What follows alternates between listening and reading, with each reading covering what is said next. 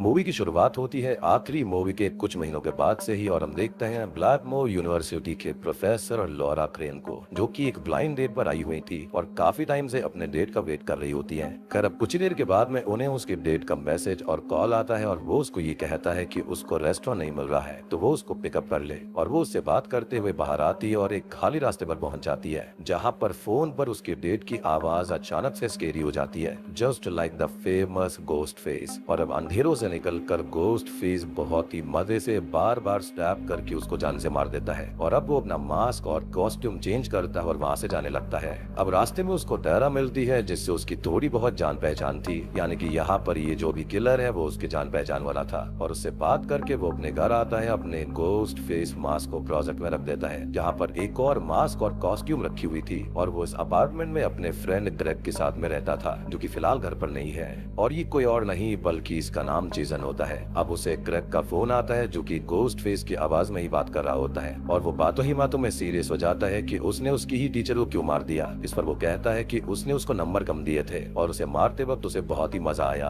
और Jason Greg के साथ मिलकर कारपेंटर सिस्टर्स को भी मारने की तैयारी में है। लेकिन तभी अचानक से ही ग्रेग की आवाज डिफरेंट होकर गोस्ट फेस की आवाज की तरह हो जाती है, काफी सीरियस हो जाती है, जिससे जेसन डर जाता है और गोस्ट फेस उसे घर में यहाँ वहाँ कुछ ढूंढने का बोलता है। और शॉकिंगली उसे फ्रिज के पास में ग्रेग की बॉडी टुकड़ों में बटी हुई मिलती है और अब सामने आता है इस मूवी का रियल गोस्ट फेस और वो जेसन को भी स्ट्रैप करके जान से मार देता है और ये सीन यहीं पर शिफ्ट हो जाता है। खैर अब हम देखते हैं सैम कारपेंटर को, जो कि डॉक्टर स्टोन के पास लास्ट कुछ महीनों से थेरेपी लेने आ रही थी और वो उन्हें बताती है कि वो काफी परेशान है, क्योंकि उसे पता चला था कि उसके रियल डैड एक सीरियल किलर थे, यानी कि Billy Loomis the original killer in the first Scream movie. और उसका बॉयफ्रेंड रिची भी एक किलर ही निकला, जो कि अपनी गर्लफ्रेंड के साथ मिलकर किलिंग करता गया। लेकिन ऑनलाइन उसके नाम के फैन क्लब्स बने हुए हैं और एक कॉन्स्पिरेसी थ्योरी भी चल रही है कि सब कुछ सैम ने ही किया था और बाद में बेचारे रिची को फंसा दिया गया। इनफैक्ट उसे अपने बॉयफ्रेंड को मारते हुए अच्छा भी लगा था, जो कि ये सारी की सारी बातें बिल्कुल बेकार थी। खैर अब कुछ और बातें करते वक्त उसकी डॉक्टर से बहस हो जाती है और वो अपने घर चली जाती है। खैर अब यहाँ पर हम कुछ कैरेक्टर से मिलते हैं जिनके नाम होते हैं टैरा, जो कि सैम की ही बहन है, और ग्रेग और जेसन इन्हीं कारपेंटर सिस्टर्स को मारने की तैयारी में थे,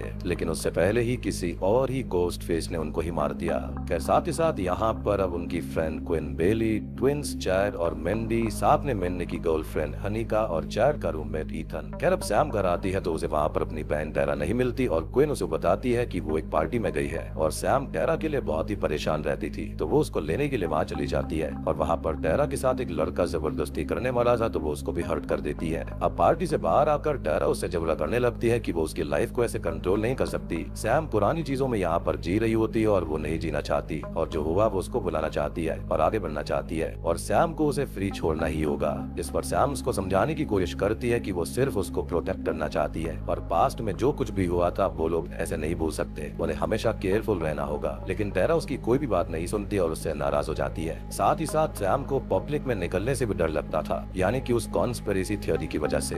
इनफैक्ट लोग उसे रह रहकर बुली करते, चिढ़ाते और खूनी बोलते रहते थे और यहाँ भी कुछ लड़कियां उसको बुरा भला बोलती हैं, जिनसे उसका झगड़ा हो जाता है और इस चीज की भी एक वीडियो बन जाती है। खैर अब वो सब लोग घर आ जाते हैं और चैड टैरा को समझाने जाता है कि सैम उसकी फिक्र करती है, जो कि बिल्कुल भी गलत नहीं है। और यहाँ पर हम ये समझ पाते हैं कि चैड और टैरा एक दूसरे को काफी पसंद करने लगे हैं। अब सैम घर के बाहर बैठी हुई थी और उसका बॉयफ्रेंड डैनी ब्रैकेट उससे आकर बात करता है, जिसे वो सब कुछ बताकर अपना मन हल्का करती है और वो उसको चेयर अप करता है। खैर अब तभी चैड सैम को ऊपर घर पे बुलाता है और वो वहाँ पर जाती है तो टीवी पर जेसन और ग्रेग की न्यूज चल रही थी, जिनको गोस्ट फेस ने खत्म कर दिया था। और ये सुनते ही सैम काम जाती है और तुरंत ही टाउन छोड़ने का फैसला कर लेती है अपनी बहन को बचाने की खातिर। लेकिन टैरा उसके एक्शंस को जल्दीबाजी बताती है और कहती है कि वो ज्यादा सोच रही है और ये हो सकता है कि वहाँ पर सभी लोग कॉस्ट्यूम्स वगैरह में घूम रहे हैं, तो ये गोस्ट फेस किलर की बजाय कोई और हो सकता है। लेकिन सैम आगे कुछ सोचे उससे पहले ही क्विन के डैड वेन बेली का कॉल आता है और वो सैम को बताता है कि उसकी आईडी जेसन के लास्ट स्पॉट पर मिली है, तो उसे क्वेश्चनिंग के लिए उनके पास आना होगा।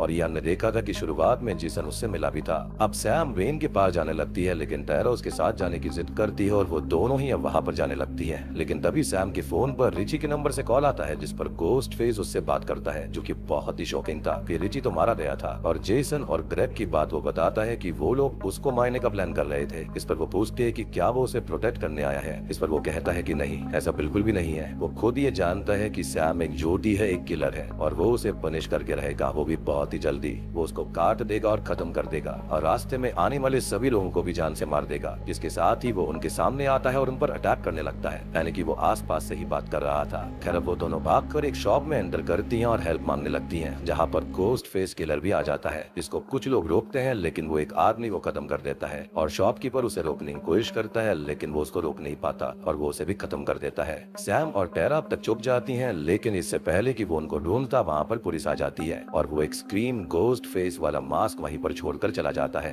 खैर उन दोनों को पुलिस स्टेशन लाया जाता है और ऑफिसर वेन उनसे पूछताछ करते हैं, लेकिन तभी वहाँ पर आती है स्क्रीम 4 की लेगेसी कैरेक्टर कर्बी रीड, जो कि एक FBI स्पेशल एजेंट है और वो भी इस केस को आगे हैंडल करने वाली थी और वो सैम की कॉलेज में सीनियर भी थी, तो उनकी पहले से ही उसे जान पहचान भी होती है। अब शॉप वाली किलिंग की रिपोर्ट और एविडेंस आते हैं तो उसके अंदर जो मास्क छोड़ा गया था वो वहाँ पर 2011 की स्क्रीम का मास्क था, जिसके अंदर चार्ली और जिल किलर थे और कर्बी चार्ली से ही स्टैब होकर बच गई थी। यही नहीं बल्कि मास्क जेसन और ग्रेग के पास भी छोड़ा गया था और वो था आखिरी स्क्रीम मूवी वाला मीन्स लास्ट किलिंग का मास्क, जहाँ पर रिची और एम्बर किलर्स थे। अब सैम इन सब चीजों से दूर रहना चाहती थी तो वहाँ से चली जाती है, लेकिन वो शॉप वाले हादसे की टाइम वहीं पर थी, तो वो और टेरा इन्वेस्टिगेशन खत्म होने तक टाउन से बाहर नहीं जा सकती थी, जो कि काफी नॉर्मल है। खैर वो बाहर आती है तो उसे बहुत सारे रिपोर्टर्स घेर लेते हैं और उनमें से एक होती है गेल वेदर, जिसने लास्ट टाइम पर बहुत कुछ छाप दिया था और उससे दोनों बहनें बहुत ही ज्यादा नाराज थी। लेकिन वो उनसे कहती है कि वो उसका काम है, लेकिन वो भी गोस्ट फेस को पकड़वाना चाहती है और वो सिडनी के बारे में बताती है कि वो अपनी फैमिली के साथ हायरिंग पर निकल चुकी है ताकि वो हर चीज से बच पाए। खैर हम देखते हैं डॉक्टर स्टोन को, जिनके घर वही गोस्ट फेस किलर आता है और उन्हें खत्म करके सैम की फाइल ले जाता है और यहाँ भी एक मास्क छोड़ जाता है जो कि स्क्रीम 3 का था। खैर अब ये खबर पुलिस तक पहुंच जाती है और अब कर्बी और वेन आपस में बात कर रहे होते हैं कि ये वाला जो किलर है वो चाहता क्या है और वो इन मास्क को छोड़कर क्यों जाता है, और इसलिए अब वो पुराने सारे के सारे रिकॉर्ड्स यानी कि स्क्रीम 1 to 5 को देखते हैं, जहाँ पर हमने सारी किलिंग्स और गोस्ट फेस को देखा था। उनके बारे में वहाँ पर बात होती है। इधर सैम और बाकी दोस्त डिस्कस करते हैं कि ये वाला गोस्ट फेस क्या चाहता होगा, एज हर गोस्ट फेस अपनी स्टैब मूवी बनाना चाहता है और रिची भी वही कर रहा था। इस पर मिंडी फिगर आउट करती है कि वो अपनी एक फ्रेंचाइजी बनाना चाहता है जिसके अंदर नए कैरेक्टर्स होंगे और लेगेसी कैरेक्टर्स आएंगे सिर्फ नॉस्टैल्जिया के लिए और सारे के सारे खत्म कर दिए जाएंगे।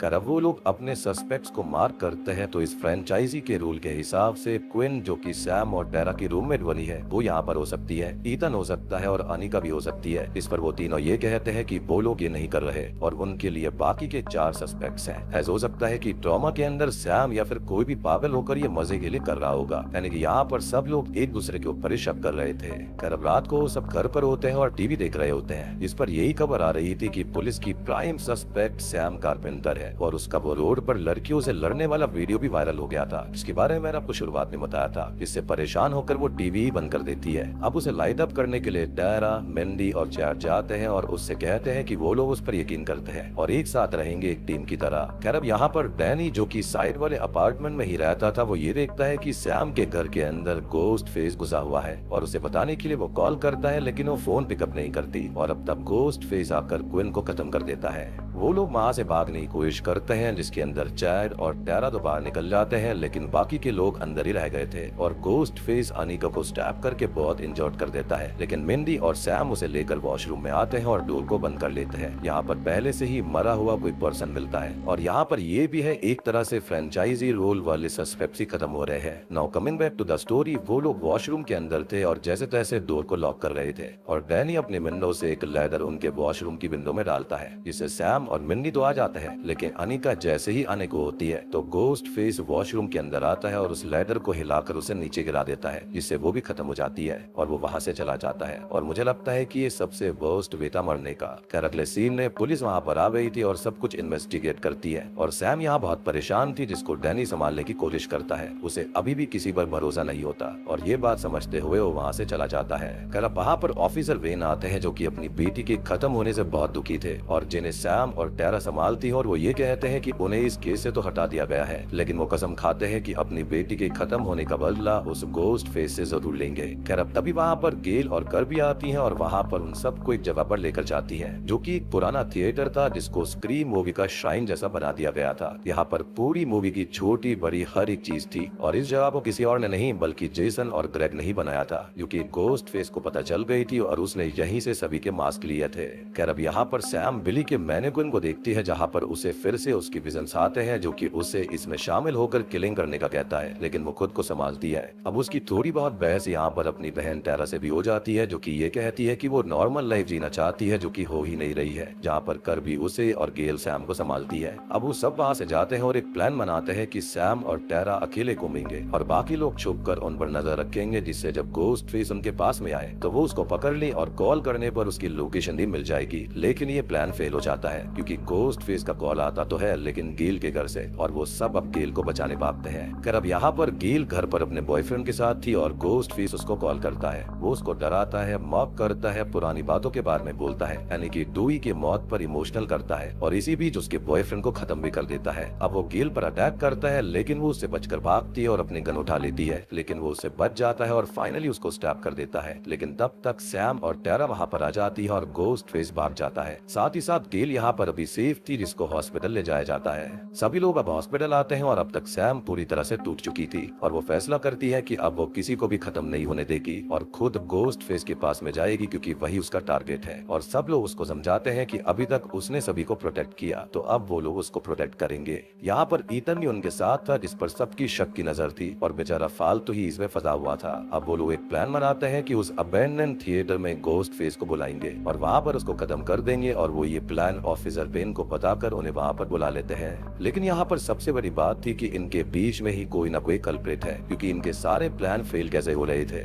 अब वो सब ट्रेन से थिएटर के लिए निकलते हैं लेकिन भीड़ की वजह से मिंडी और ईथन की ट्रेन मिस हो जाती है और वो दोनों सेकंड ट्रेन से जाने लगते हैं। अब सैम देखती है कि हैलोवीन की वजह से सभी लोग हॉरर कॉस्ट्यूम्स के अंदर हैं और बहुत सारे तो गोस्ट फेस बने हुए थे, जिससे सबका डर बहुत बढ़ जाता है कि उनमें से कोई भी असली गोस्ट फेस हो सकता है। यहाँ पर मिंडी की ट्रेन में भी वही हाल था और वो तो ईथन पर भी शक कर रही थी, लेकिन जैसे ही वो ईथन की नजरों से दूर होती है, अकेले में आती है, तो गोस्ट फेस आकर उसे स्टैप कर देता है और वहाँ से भाग जाता है। ईथन अब मिंडी को संभालता है और उसे तुरंत ही हॉस्पिटल लेकर जाता है। इधर सब लोग थिएटर पहुंच जाते हैं जिन्हें बाहर कर भी मिल जाती है और अंदर जाने से सैम डैनी को मना कर देती है, ये कहते हुए कि वो लोग उसे इतने अच्छे से नहीं जानते, और वो बाहर ही रुक जाता है। यानी कि शव की सुई किसी के ऊपर भी जा सकती थी। खैर अब सभी लोग अंदर जाते हैं और कर भी डोर्स को लॉक कर देती है और सैम अंदर आ जाती है अपने फादर बिली के मैनिक्विन के पास, जहाँ पर फिर से उसे उसकी विजन्स आते हैं कि हथियार उठा लो और खुद सब कुछ खत्म करो, और वो उसका ही नाइफ पिक करती है। अब तभी उसको कॉल आता है ऑफिसर वेन का, जो कि एक शॉकिंग बात बताते हैं कि वो थिएटर उनके लिए खतरा है क्योंकि कर्बी ने झूठ बोला। असल में वो कुछ टाइम पहले ही FBI से निकाल दी गई है, मींस वही किलर हो सकती है। और सैम अब टेरा को ढूंढने जाती है। यहाँ पर टेरा जहर के साथ थी और वो दोनों अपने प्यार का इजहार कर ही देते हैं, लेकिन तभी गोस्ट फेस आकर उनको स्टैप करता है और वो लोग वहाँ से भागते हैं। वो जैसे तैसे उस गोस्ट फेस को घायल कर देते हैं और जहर उसे मारने ही वाला होता है, लेकिन तभी शॉकिंगली एक दूसरा गोस्ट फेस वहाँ पर आ जाता है और पहले वाले के साथ मिलकर उसे स्टैप कर देता है। यानी कि यहाँ पर एक नहीं बल्कि दो थे और अब सैम और टेरा भागते हैं जिनको वो दोनों गोस्ट फेस घेर लेते हैं, लेकिन तभी कर्बी आकर उनको शूट करने लगती है और तभी वहाँ पर वेन भी आ जाता है जिसके पीछे गोस्ट फेस आता है, लेकिन वो कर्बी को ही शूट करता है। और दोस्तों अभी यहाँ पर खुलते हैं इस मूवी के असली पत्ते। तो यहाँ पर एक नहीं, दो नहीं, बल्कि तीन गोस्ट फेस हैं। जी हाँ, और वो है खुद वेन, उसका ही बेटा जो कि कोई और नहीं बल्कि ईथन है, और उसकी बेटी क्विन, जिसको खत्म करने का इन्होंने नाटक किया था ताकि इनके ऊपर शक न जाए। और मैंने आपको पहले ही बोला था कि यहाँ पर कुछ न कुछ गड़बड़ है कि इनके सारे के सारे प्लान्स फेल हो रहे थे, तो इनमें से ही कोई ना कोई गोस्ट फेस था। तो ये तीनों ही यहाँ पर इसके पीछे थे। ये तो साला वही हो गया, रक्षा की बख्शक है। खैर वो अपना सच बताता है कि उसने ये आखिर किया क्यों है। तो वो अपने बेटी की मूवी स्टैप को कंप्लीट करना चाहता है, जिसके अंदर सैम इवेंचुअली असली गोस्ट फेस के रूप में सबके सामने आती और मारी जाती। मीन्स सभी किलिंग सैम ने ही की, ऐसा उसका बेटा दिखाना चाहता था, इसे सैम ने मार दिया था। तो सैम ने यहाँ पर किसको मारा था और कौन अपनी ही स्टैप मूवी तैयार कर रहा था? तो वो कोई और नहीं बल्कि रिची ही था। जी हाँ, और बीन उसका ही फादर है और ईथन भाई और क्विन बहन है। और जो कॉन्स्पिरेसी सैम के नाम से शुरुआत से चल रही है ना, और जो कॉन्स्पिरेसी शुरुआत से ही सैम के नाम से चल रही है ना कि उसने सब कुछ किया है, रिची को फंसाया था, तो वो किसी और ने नहीं बल्कि क्विन ने ही शुरू करवाई थी। इस पर लोग यकीन भी करते गए और वो लोग जो गोस्ट फेस मास्क यूज कर रहे थे वो पुराने विलन्स के थे और जो मास्क वेन के पास था वो बिली वाला मास्क था जिसे वो सैम को पहनने को बोलता है क्योंकि उसे पहनाकर वो उसको मारेगा और पूरी दुनिया को बता दिया कि सैम अपने डैड जैसी ही थी एक किलर। खैर अब वो लोग सैम और टैरा की ओर बढ़ते हैं लेकिन वो लोग समहाउ उनसे बच जाती हैं और अब टैरा ईथन को स्टैब कर देती है और सैम क्विन को शूट कर देती है। वो वेन को मारे उससे पहले ही उसकी बुलेट्स खत्म हो जाती है और वो दोनों नीचे गिर जाते हैं और जब वेन को होश आता है तो वो अकेला था जिसे अब द अल्टीमेट गोस्ट फेस का कॉल आता है जो कि उससे थोड़ी बहुत बात करता है और अब उसके पास आकर उसको स्टैब करके खत्म कर देता है और ये कोई और नहीं बल्कि सैम थी जिसे यहाँ तक आने पर मजबूर कर दिया गया था। उसके फादर के विजन्स उसको बार बार बोल रहे थे कि उसे सब खत्म करना होगा और वही उसने किया। अब सैम और टैरा उसको खत्म करके बाहर आती है और टैरा ये बोलती है कि वो सैम के साथ ही रहेगी और ऐसे उनके रिश्ते ठीक हो जाते हैं। ईथन अभी भी यहाँ पर जिंदा था और वो उनको मारने बढ़ता है जिसे कर भी शूट कर देती है यानी कि यहाँ पर वो किलर नहीं थी और अब तक डैनी ने भी पुलिस बुला ली थी। अब मूवी के एंडिंग सीन में सभी को हॉस्पिटल लेकर जाया जाता है और चैट भी बच गया था। मिंडी भी बच गई थी जो कि वहाँ पर आकर चैट के साथ हॉस्पिटल जाती है और अब हम सैम को देखते हैं जो कि अपने डैड वाले मास्क को अपने पास रख रही थी लेकिन टैरा को देखकर वो मास्क को फेंक देती है यानी कि वो किलर नहीं बनेगी क्योंकि उसने अपनी बहन को प्रोटेक्ट करने का सोच लिया था। इसी के साथ में स्क्रीम 6 मूवी यहीं पर खत्म हो जाती है। तो दोस्तों ये थी स्क्रीम 6 मूवी की कहानी जो कि काफी फेमस हुई है। इसकी रेटिंग भी काफी हाई है एंड ट्रस्ट में ये मूवी देखने में भी काफी इंटरेस्टिंग है। पिछली वाली मूवी से काफी बढ़िया है। इसका एक्चुअल में पिछली मूवी से कनेक्शन है और साथ ही साथ यहाँ पर हमको स्क्रीम मूवी के 27 साल एक साथ दिखा दिए गए हैं जो कि बहुत ही बढ़िया लगता है। यानी कि इतने सारे रेफरेंस है कि मजा ही आ जाता है। और अगर आपने बाई चांस मेरी पिछली वीडियो को मिस कर दिया है जिसके अंदर मैंने स्क्रीम 1 to 5 के सारे चीजों को एक्सप्लेन किया था तो उसको भी जाकर देख लेना, तभी आपको ये चीज समझ में आएगी। उम्मीद करता हूँ कि आपको वीडियो पसंद आई होगी। पसंद आई है तो वीडियो को लाइक कर देना। आपको ये मूवी कैसी लगी कमेंट सेक्शन में जरूर बताना। चैनल के ऊपर नए हैं तो सब्सक्राइब कर लीजिए।